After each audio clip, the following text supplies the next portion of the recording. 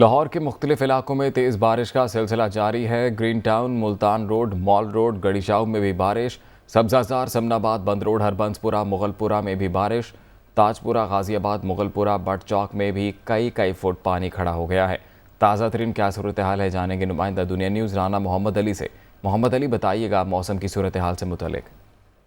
जी, लाहौर के अंदर जितने भी इलाके हैं, क्योंकि मुसलसल 2 बजे से बारिश शुरू है, मुझे वहाँ का कोई एहलकार, कोई गाड़ी, कोई सीट जो पंपिंग करके पानी निकालने वाले जिन्होंने लगाए हुए पंप, वो बंद है। इस वक्त मैं ताजपुर चौक में मौजूद हूँ और यहाँ पे इस तरह की सूरत हाल है कि कई फीट तक पानी है। लोगों के घरों में लाखों रुपए मालिक का सामान खराब हो गया और पानी निकालने वाला अमला जो है एमडी वासा, जो हमेशा कहते हैं कि हमारी टीम एक्टिव रहती है, आज रात से अब तक मैंने कुछ किसी को यहाँ पे पानी निकालते हुए नहीं देखा। पूरे इलाके गाजियाबाद, ताजपुरा, हरबंसपुरा, इतराफ की जितनी वादियाँ, रिंग रोड के खिलाफ की वो तमाम वादियाँ वो पानी में डूबी हुई है और जो बारिश का पानी है, गटरों का पानी, वो कई फीट तक इलाके में मौजूद है। आप देख सकते हैं स्क्रीन पे कि जितना पानी इलाके में खड़ा हुआ किसी न किसी हादसे का सबब बन सकता है और मुतअद्दिद फीडर, तकरीबन 200 के करीब फीडर मिलते हैं, वो लाहौर के ट्रिप कर चुके हैं, जिसकी वजह से बिजली भी बंदिश है और शहरी जन से वो शदीद परेशानी में मुब्तला है। सारी रात लोग पानी निकालने में मसरूफ रहे, गाड़ियां बंद, लोगों की मोटरसाइकिल बंद पानी के अंदर। इस वक्त जो सूरत हाल है पानी की, वो ताजपुरा में बहुत ज्यादा पानी बारिश निकली हुई है, क्योंकि बारिश हैवी रेन थी।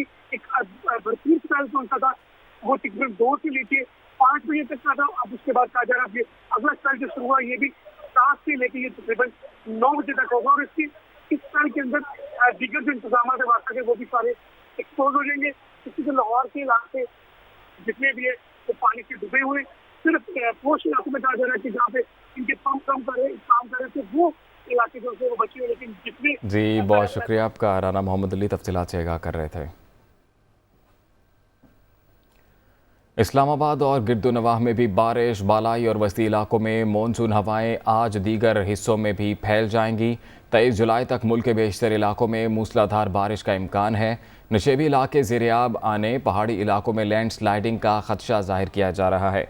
इस्लामाबाद और गिरदोनवाह में भी बारिश की इतलात मौसूल हुई हैं। बालाई और वस्ती इलाकों में मानसून हवाएं आज दीगर हिस्सों में फैल जाएंगी।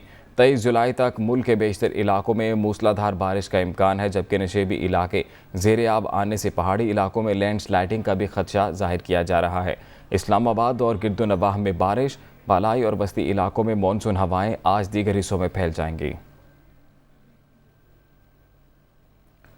और अब आपको बताएं कि सिंध में बल्दियाती इंतखाबात का दूसरा मरहला मुलतवी कर दिया गया है। NA 245 कराची में ज़िमनी इलेक्शन की तारीख भी आगे बढ़ा दी गई है। इंतखाबात बारिशों के पेश नज़र और मुहर्रमुल हराम की वजह से मुलतवी किए गए। तर्जुमान इलेक्शन कमीशन के मुताबिक बारिशों के पेश नज़र और मुहर्रमुल हराम की वजह से सिंध में 24 जुलाई को बल्दियाती इंतखाबात का इनेकाद मुमकिन नहीं। सिंध में दूसरे मरहले बल्दियाती इंतखाबात अब 28 अगस्त को होंगे। कौमी असम्बली के हल्का 245 कराची में ज़िमनी इलेक्शन अब 27 जुलाई के बजाय 21 अगस्त को होंगे। तर्जुमान इलेक्शन कमीशन का कहना है कि ये फ़ैसला वोटरों, उम्मीदवारों की सहूलत और इंतज़ामी अमूर की बेहतरी के लिए किया गया, ताकि ज़्यादा से ज़्यादा वोटर अपना हक़ राय दही इस्तेमाल कर सकें।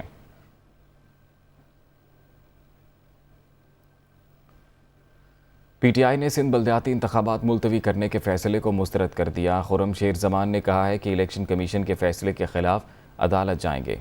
पीपल्स पार्टी, MQM और नून लीग के अलावा सब इलेक्शन चाहते हैं। ये कौन सा तरीका है? 3 दिन पहले बल्दियाती इंतखाबात मुलतवी कर दिए जाएँ। वो कराची में PTI रहनुमाओं के हमरा प्रेस कॉन्फ्रेंस कर रहे थे। हमने फैसला किया है पाकिस्तान तहरीक इंसाफ इलेक्शन कमीशन के ख़िलाफ़, हुकूमत सिंध के ख़िलाफ़ अदालतों के अंदर जाएगी। इस सेकेंड फेज़ में जितने ज़िले आते हैं तमाम लोग तैयार हैं। MQM और पाकिस्तान पीपल्स पार्टी और PMLN के अलावा तमाम सियासी जमातें यहाँ पर मुकाबला करने के लिए तैयार हैं। लिहाजा चीफ जस्टिस साहब, आपसे बड़ी उम्मीदें हैं। पूरा शहर, पूरा सूबा आपकी तरफ नज़रें लगाए बैठा हुआ है। हम उम्मीद कर रहे हैं कि आप अपनी अदालत में इसका नोटिस लेंगे, उन तमाम स्टेक होल्डर्स को बुलाएंगे।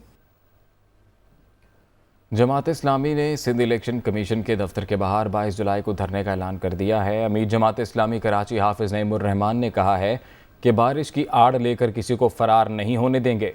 इलेक्शन कमीशन ने बल्दियाती इंतखाबात का दूसरा मरहला मुलतवी करके सहूलत कारी का किरदार अदा किया।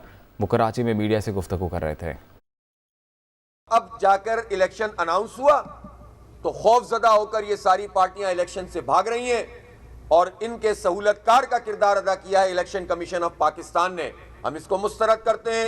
हमारा मुतालबा यह है कि वक्त पर इलेक्शन होने चाहिए और 22 तारीख को जो कराची के हुकूक का मार्च हमने तय किया था, अब हम इसे इलेक्शन कमीशन सिंध के ऑफिस में धरने में जो है वो तब्दील कर रहे हैं। 22 जुलाई को इलेक्शन कमीशन सिंध पर धरना होगा। पंजाब के तख्त पर किसका कब्जा, फैसले में सिर्फ आज का दिन बाकी। चेयरमैन तहरीक इंसाफ इमरान खान आज लाहौर आएंगे। फवाद चौधरी ने दावा किया है कि उनके 187 अरकान असम्बली होटल मुंतकिल हो चुके हैं। वज़ीर आला पंजाब के इंतखाब के लिए तहरीक इंसाफ और मुस्लिम लीग काफ आज पार्लिमानी पावर शो करेगी। इमरान खान की ज़ेर सदारत पंजाब असम्बली की पार्लिमानी पार्टी का मुश्तरका इजलास होगा। तहरीक इंसाफ ने आज तमाम अरकान असम्बली को इजलास में शिरकत की हिदायत कर दी है। पार्लिमानी इजलास में अरकान की शिरकत से ही PTI और काफ लीग के पार्लिमानी नंबर्स हतमी तौर पर सामने आएंगे। दूसरी जानिब फवाद चौधरी ने दावा किया है कि इनके 187 मेंबरान असम्बली लाहौर के होटल में मौजूद हैं।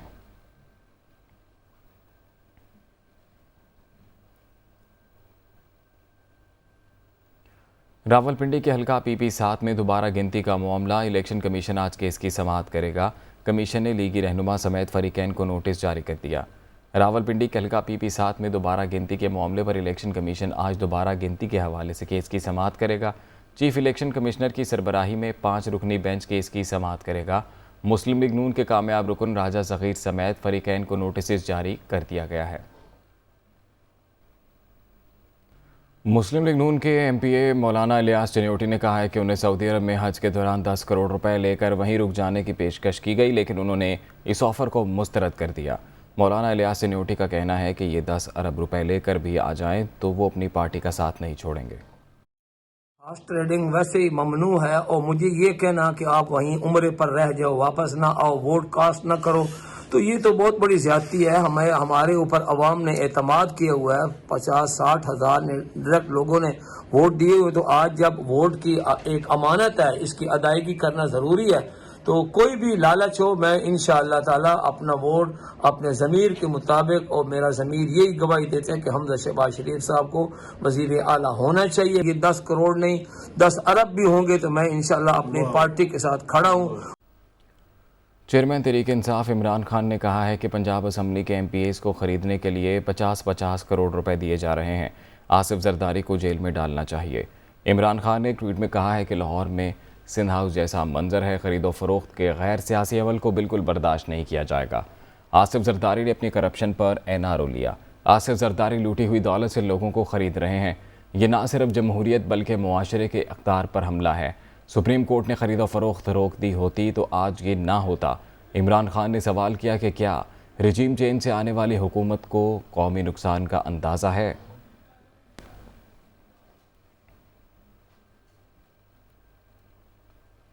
वज़ीर आला के इंतखाब में मुबैना हॉर्स ट्रेडिंग और इंतज़ामिया के हथकंडों के ख़िलाफ़ पंजाब असम्बली ने करारदाद मंजूर कर ली। करारदाद डेप्यूटी अपोजिशन लीडर मियां असलम इकबाल ने पेश की, जिसमें कहा गया है कि वज़ीर आला के इंतखाब को सबोताश करने की कोशिशों पर तशवीश का इजहार करते हैं। विफाक और सूबे के वज़राए दाखिला, IB और पुलिस के ज़रिए अरकान पर दबाव डाला जा रहा है। आसिफ जरदारी अपनी दौलत से लोगों को लौटा बनाने के लिए लाहौर में मौजूद हैं। ये सब सुप्रीम कोर्ट के अहकामात की खिलाफ वर्जी है। हमारे मैंडेट को सबोताश करने वालों का नाम तारीख में स्याह अल्फाज में लिखा जाएगा।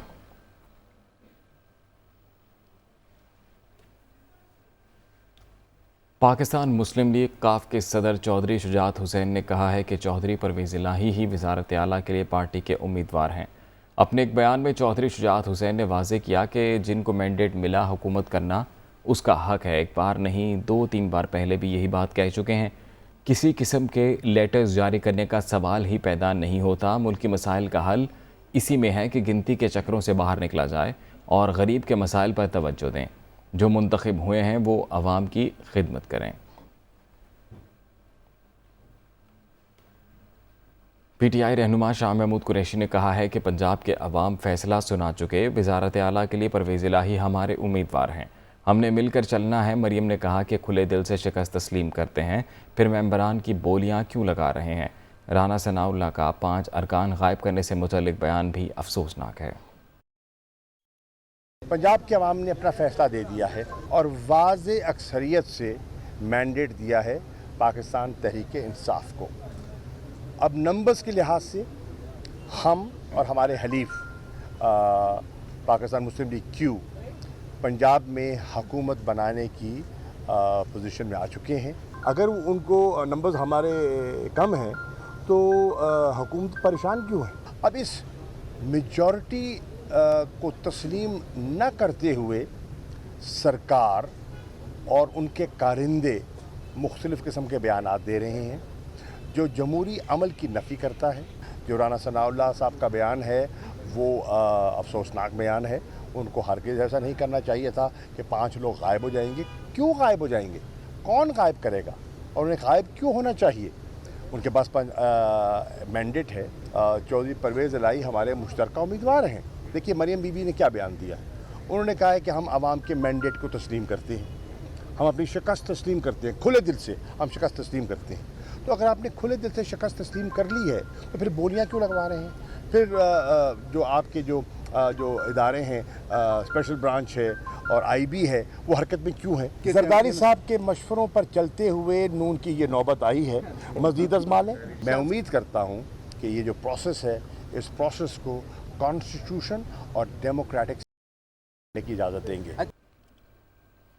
खबरों का सिलसिला आगे बढ़ाते हुए आपको अब बताते हैं, हमारे साथ रहिएगा। खबरों का सिलसिला एक बार फिर से आगे बढ़ाते आपको बताएं कि पाकिस्तान मुस्लिम लीग काफ के सदर चौधरी शुजात हुसैन ने कहा है चौधरी परवेज़ इलाही वज़ारत आला के लिए पार्टी के उम्मीदवार होंगे। इस हवाले से भी आपको बताएंगे। फिल वक्त आपको बताते हैं कि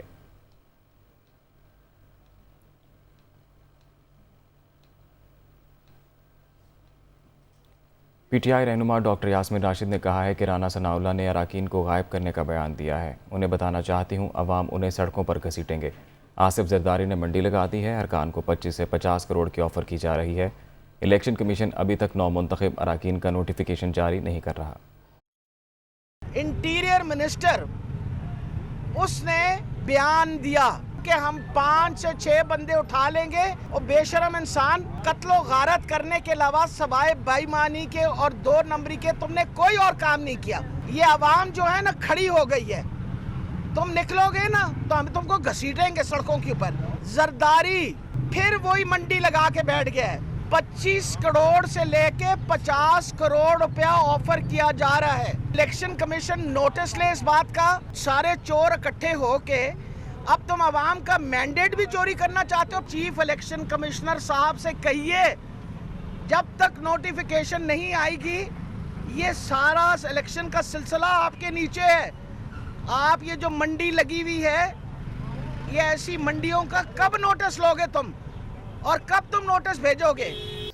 इस्लामाबाद हाई कोर्ट ने एवनफील्ड रेफरेंस में सज़ा के खिलाफ अपीलें आज समाअत के लिए मुकर्रर कर दी हैं। मरियम नवाज़ और कैप्टन रिटायर्ड सफदर ने हाज़िरी मुआफ़ी की दरख्वास्तें दायर कर दी हैं।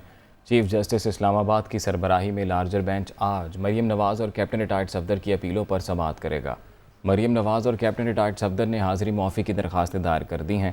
दरख्वास्त में कहा गया है कि इस्लामाबाद हाई कोर्ट में पेशी से मुआफ़ी दी जाए। इनका कोरोना टेस्ट मुस्बत आया है, वो अदालत पेश नहीं हो सकती।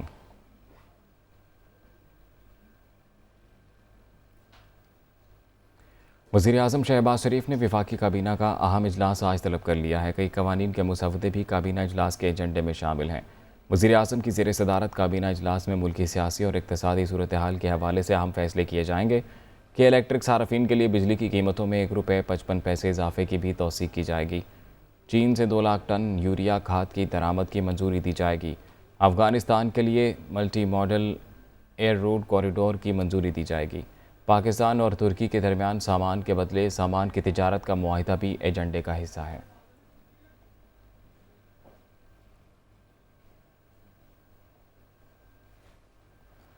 आर्मी चीफ ने टनलिंग इंस्टीट्यूट ऑफ पाकिस्तान और नेशनल इमरजेंसी ऑपरेशन सेंटर का दौरा किया। जनरल कमर जावेद बाजवा ने हसास मकामात पर इजाफी अफरादी क़ुव्वत और वसाइल फराहम करने और पोलियो टीमों को इजाफी सिक्योरिटी फराहम करने की हिदायत की। Army chief general Qamar Javed Bajwa ने FWO के जदीद तरीन टनलिंग इंस्टीट्यूट का इफ्तिताह किया। ISPR के मुताबिक इदारे का मकसद सुरंगों की पेशा वराना महारत को फ़रोग़ देना है। दूसरी तरफ आर्मी चीफ को नेशनल इमरजेंसी ऑपरेशन सेंटर के दौरे के दौरान पोलियो मुहिम और दरपेश चैलेंजेस के बारे में आगाह किया गया। जनरल कमर जावेद बाजवा ने कहा, पोलियो से पाकिस्तान के लिए मौसर कोशिशें कामयाब बनाने की ज़रूरत है। आर्मी चीफ ने पोलियो मुहिम के इनकाद और दीगर इक़दामात को सराहा।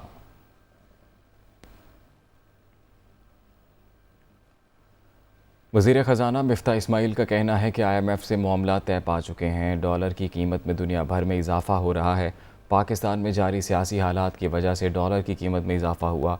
अगले चंद रोज़ में सूरत हाल में बेहतरी आएगी। उन्होंने कहा कि हुकूमत ज़रूरत के मुताबिक गंदम खरीद चुकी है।